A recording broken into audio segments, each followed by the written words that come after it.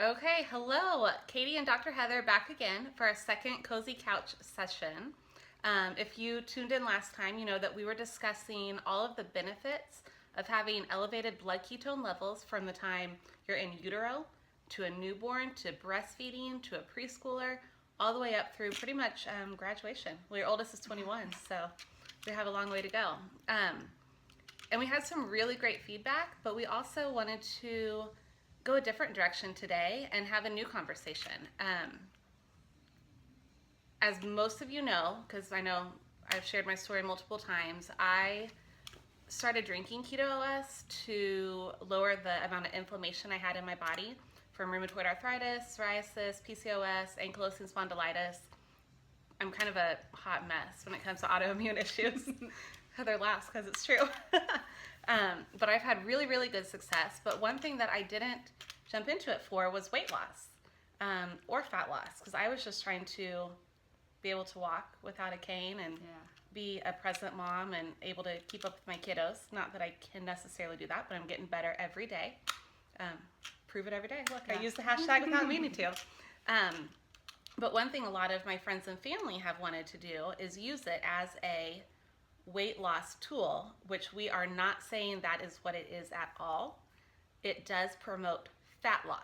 We are not a weight loss tool. We're not making medical claims today, but we do want to answer some of the questions of what's going on. So first of all, Dr. Heather, can you explain the difference between weight loss and fat loss? Because that's a big confusion. And that's, a great thing. So the ketogenic diet's been around for almost 100 years. And when I always say a byproduct of a ketogenic diet, besides like wonderful inflammation or reducing inflammation, is fat loss. So weight loss includes water, muscle, nutrients, and there's a difference with that. When we talk about fat loss, it's specifically fat. So weight loss can be fat, it can be visceral fat, lean muscle fat. It's not necessarily a good thing. No, it's not necessarily a good thing, because people will go on low calorie diet and they'll get the scale to move, but it's not a healthy fat loss, and they're losing lean muscle oftentimes with some of these very, very restrictive diets, where a ketogenic diet traditionally or a fat loss diet actually helps you lose that visceral fat around your organs, helps lose the visceral fat around your muscles, so people get a better body composition. They lose some of that tummy weight, which is a huge predictor of cardiovascular disease. So fat loss is just that.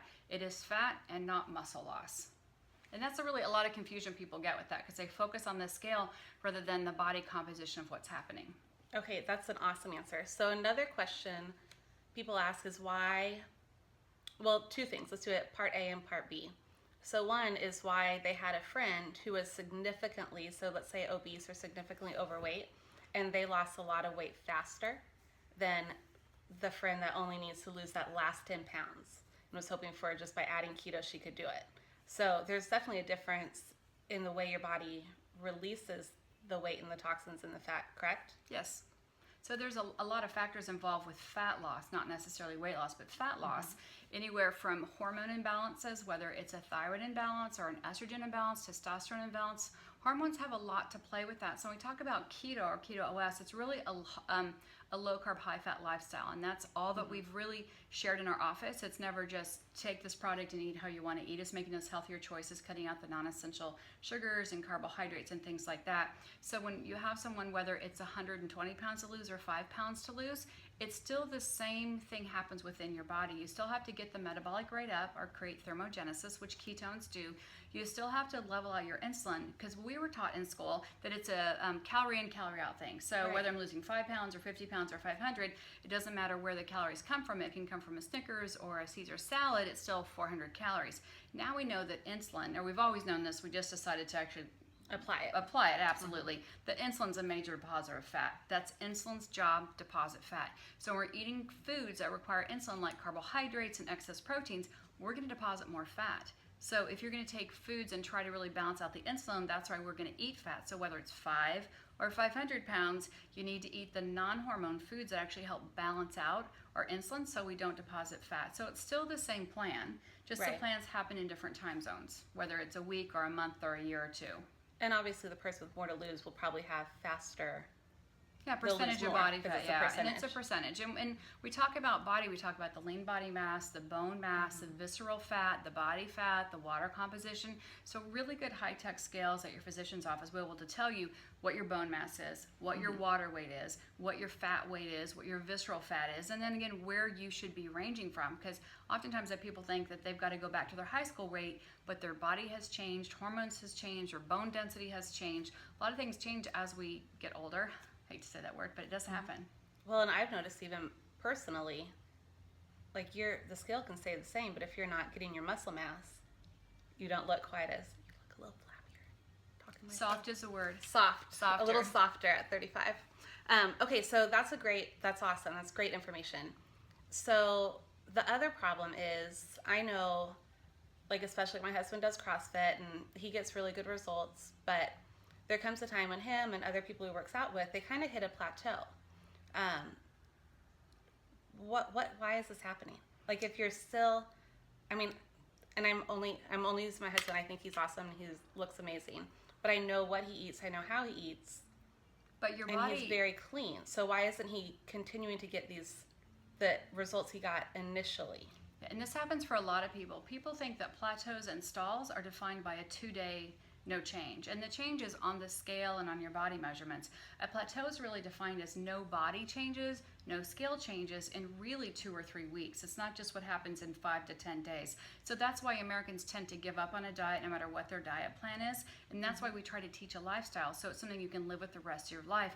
But just remember, if you lost 100 pounds and you start at 400 pounds and now you're 300 pounds, maybe what you were eating and doing before to get to lose that 100 pounds, you have a totally new body. The lean body mass is different, the bone body mass is different. So you need to think of what you're doing. Or maybe you're a person who's always weighed the same and you don't need to lose any fat, you feel great, but then the scale kind of slowly creeps up or a specific time of year. Well, it can be that we've increased muscle, but I'm going to tell you a lot of times with our foods having so many toxins, it's a hormone imbalance because we're thinking, okay, we're going back. It's called carb creep. And that's a term that Dr. Westman uses called carb creep. Well, they just start to creep up in the diet. Like I just add a little bit of sauce. Or now I used a little bit more artificial sweetener and then another artificial sweetener. If one pack of the stuff is good, let's go 3. Or I'm going to do low carb cooking. I'm going to put things like erythritol and other type of artificial sweeteners in there. Or you can start a new medication. Like it's allergy season in Kansas, and I'm not surprised when the scale goes up because people take steroid injections, steroid shots, all those things. I mean, that's a histamine reaction. Your nose blows up and turns red. Your tummy can turn that way too. You don't even have to be on drugs. And when you look at a low carb, high fat diet, it cuts out the grains, it cuts out some of those allergy causing foods, but it's also a natural anti-inflammatory. So when people are still at their plateau, I always have them look at several things. First thing is sleep, sleep, sleep. So even if you're not sleeping enough, then your cortisol is going to go up and you're going to gain weight, especially around the tummy area. So if you've plateaued, like it's not even changing, add 30 minutes of sleep every day. What a great prescription, right? Lay in bed 30 minutes longer. Yeah, school's almost out for summer. You can do it. You can look at the National Institute of Health and sleep, and people are not sleeping enough. The second thing is stress. It's a stressful time of year right now. I have a high school graduate, a college graduate. I have an 8th grader graduating, confirmation. It's just stressful. And stress, as we know, increases hormones. And it makes you want to eat. Well, it can be. And that's a great point. So we've got a lot more parties, a lot more social stuff, a lot more temptations. But again, if people say, I'm eating the same, I'm doing the same regimen, I'm taking my keto-S the same low-fat carb diet, what changed? Am I not sleeping? Is it stress? Or maybe I had to take my allergy medication. Or maybe I'm starting to go through the change. I'm taking a hormone medication. Time of the month. Yeah, because low testosterone can do that. And so you have to look at all those factors. Again, because life is busy, those things will stop plateaus. So look at what's the most significant change. Again, and don't forget about the carb creep. Like I found a sauce that I love. And you know what can happen is people can go low carb, high fat and eat way too many fats. They'll say, okay, I'm setting out like a healthy snack and I pick a thing of walnuts. Or, that's like 1,000 calories though, probably, right? Yeah, this is probably about 350 calories. Okay, not 1,000. Yeah, that's okay. And the olives are the same thing. This is, if I eat the whole jar, hundreds of calories. So people will make the mistake of going low carb, high fat, and then overeating on the fats because they think it's great, even if they're still in ketosis. But honestly, you have to change. So if you've lost 20 to 25 pounds as a rule in our clinic, you have to change something. Change your exercise plan, either change the cardiovascular you're doing, change the weightlifting that you're doing, or change your diet. Like just switch stuff around. Right. If you're not hungry, don't eat. And that's what should happen on a low carb, high fat diet is that really you should mix things up a little bit. it's spring, now go outside and run, do some jumping jacks, play soccer with your kids. In the wintertime, more Go pick indoor, more asparagus. Zumba. Yeah, or gardening, absolutely. Go rake your whole yard or start mowing. Turn the automatic fresh thing air, off. don't you think? Oh. Absolutely. So fresh air will help with stress. It will help with sleep. The vitamin D will help with sleep. So if you're at a plateau or a stall that happened for 2 days, I'm going to say that's not long enough. If it's been 5 or 6 days, I'm still going to tell you that's not long enough. Really, a plateau or stall is in 2 weeks, and that's body changes along with the scale changes, whether you're trying to increase body mass or decrease body mass. But it's really a common concern of so many people this time of year, getting ready for graduations and wedding and wanting to wear spring Swimming clothes. suits Yeah, and not covered up with arms. jackets. Yeah. So, no, that's a great question. Okay, so why we're on that, because you addressed this at sometime, I've heard you, I can't remember exactly, but talking about, so let's go back to beta hydroxybutyrate, which is the main ingredient in keto OS, and it is what our body produces naturally through ketones. So we were talking about, to get the healthy fats, you're eating hundreds of calories. Fat is very nutrient dense. Coconut oil is one of the best foods. You call it God's butter, right? Avocado and coconut Or God's oil butter. are Yeah. God's butter. But what you explained to me, which I thought was a huge game changer, is you compared like oranges to vitamin C and coconut oil to beta hydroxybutyrate, the main ingredient in keto OS. Can you go through that again? Because that was a huge nugget for me, a huge eye opener to how pure it is and then how potent it is as well. So most people take some type of vitamin supplementation, whether a multivitamin, a fish oil, a vitamin D. We've never had the opportunity to take a fat supplement, so to speak, because fat's a far more efficient fuel. So what Prove It has done is made the first therapeutic exogenous ketones. Just like if I need to take vitamin C, somebody had a runny nose, or I was going to take emergency C, to get like a standard dose would be like 1,000 milligrams of vitamin C. I would have to have a half a dozen to a dozen oranges, depending on the size and concentration, but I would never let anybody eat 8 oranges at a time, but it's safe to take a vitamin C at a time.